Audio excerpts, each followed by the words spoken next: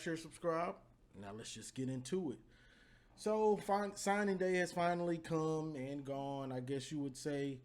And Michigan finished with the number 6 ranked recruiting class. And this is exactly what we needed from Sherrone Moore. You know, with this season he had his growing pains, and then he kind of got it together at the end of the year, you know, once we got Bryce Underwood and, you know, Andrew, Babaloa, you know, Ty Haywood, Andrew Marsh, you know, the recruiting class came together really nice for Sherrone Moore.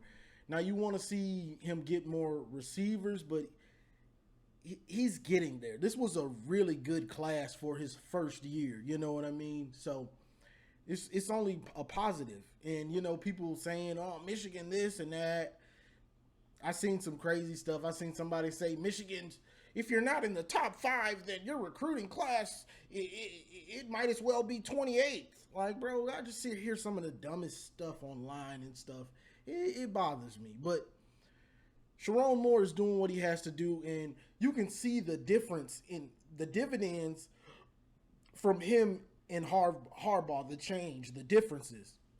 Sherrone Moore is a young dude, and he's active, you know, in the recruiting. He's not as quirky. You know, Jim Harbaugh was kind of quirky. He was kind of weird guy. You just knew he was a really good football coach. But Sherrone Moore, he's more of a relatable guy, and he gonna go out there and really hit the recruiting trail, you know.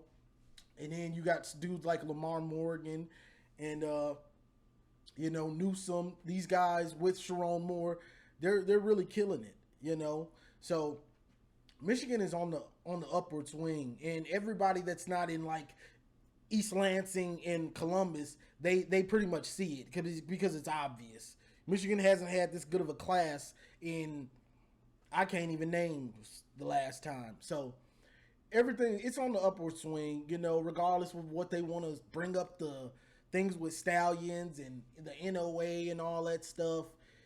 Right now it ain't mattering. It don't matter, and we're getting ready to play football, spring ball, all that stuff, and getting ready for 2025, you know. But Sherrone Moore's putting in the work, and he's getting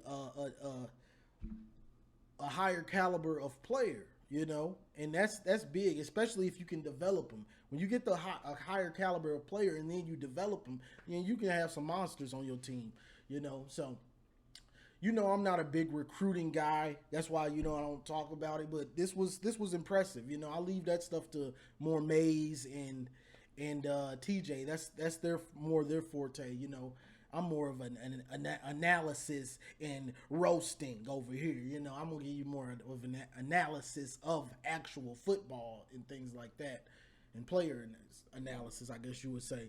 But Sherrone Moore, he killed it with this one. You know, and it's odd to me that some of these sites try to downplay some of Michigan's players once they commit to Michigan. It's really weird to me.